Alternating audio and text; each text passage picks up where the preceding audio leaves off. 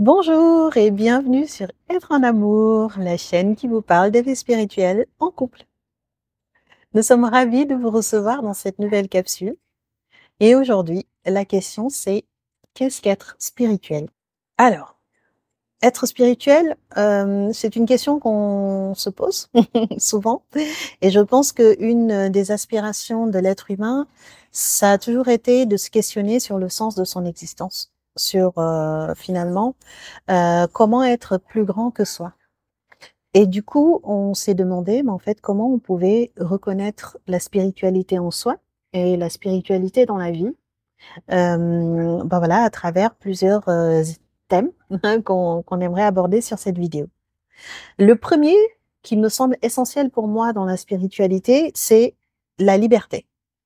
Parce qu'en fait, pour moi, la spiritualité n'a rien à voir avec une religion, avec un dogme, avec un groupe, avec des pratiques, mais plutôt quelque chose de très personnel et qui nous offre un espace de liberté intérieure, au-delà des conditionnements qu'on a reçus, au-delà des normes sociétales.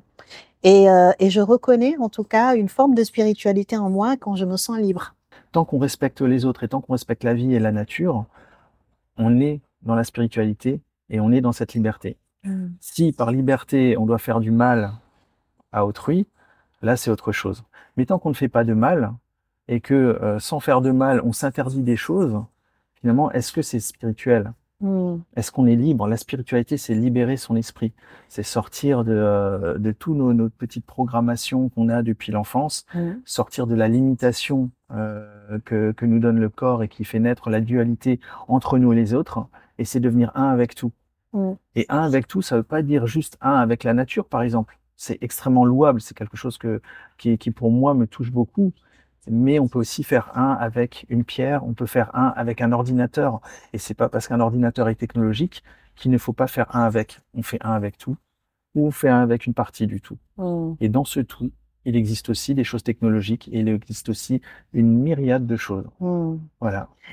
Donc j'entends en fait que oui, la liberté, c'est vraiment cette capacité, cette possibilité en fait de pouvoir embrasser le tout, d'accord? Parce que effectivement, quand dans la spiritualité, on ouvre le champ de ses possibles en fait, tout simplement. Et en ouvrant le champ de ses possibles, on devient libre de ses choix, on devient libre de son futur, de sa vie. Et pour moi, effectivement, c'est une des grandes clés, en tout cas, dans la spiritualité.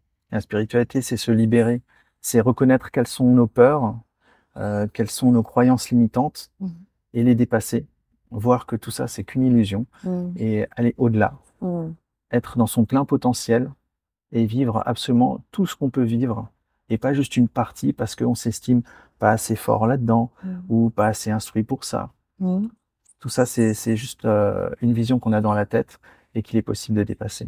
Justement, ou alors que le dogme, ou en tout cas la voie qui est suivie, parfois pourrait enfreindre cette liberté-là. Il y avait une autre manière, en tout cas, dans laquelle moi je me reconnais bien quand je suis connectée, quand je me sens en lien avec quelque chose de plus grand.